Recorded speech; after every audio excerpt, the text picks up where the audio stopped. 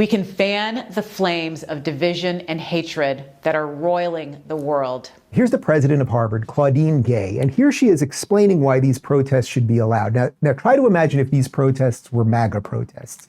Try to imagine if these protests were, I don't know, against vaccines or against mandates, what she would be saying. Try to imagine if these protests were, I don't know, a bunch of girls who didn't want dudes with dicks swimming against them.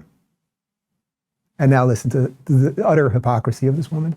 This is a moment of intense pain and grief for a great many people in our community and around the world.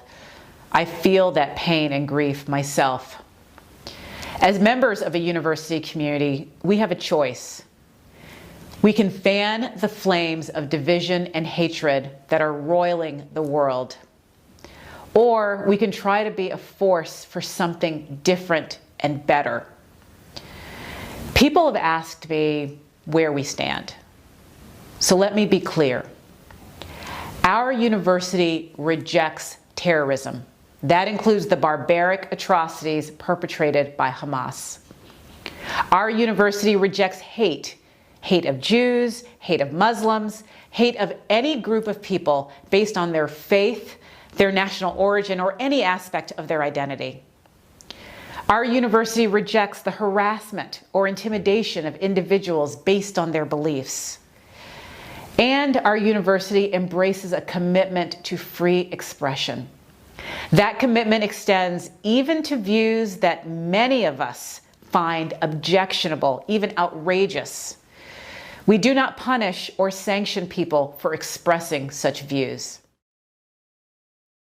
We should have put a laugh track in that for every dishonest thing that she said. She doesn't give a shit about free speech or anything else. They gladly would have kicked people out of the school and did for not abiding by their vaccine policies or mandates. Again, I illustrated several examples of things that she would never be supporting, right? A MAGA group shows up at campus. You think she'd be giving that talk?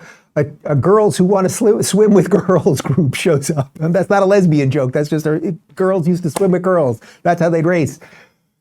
Everything they say is a lie, but James Lindsay, you guys know James Lindsay. I've had him on the show many times. James is one of the clearest thinkers, literally in the world, I think, when it comes to, let's get James on next week, by the way. And also, we are going to continue doing this thing where we have guests join us in the middle of the show. I think we're doing it every day this week, except for today.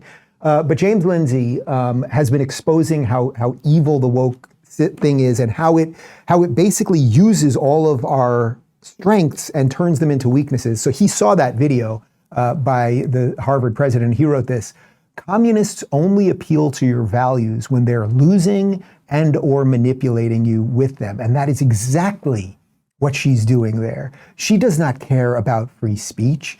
She doesn't care if kids are intimidated. Imagine if you were just the average Jewish kid. You don't have to be Israeli. You're a Jewish kid or you're just like a pro-America kid, and these rallies are going by your dorm room and everyone's screaming and everything else, and from the river to the sea. And you're just like, I don't really want to be involved in that. Guess what? You're going on a list with these people too. You really are.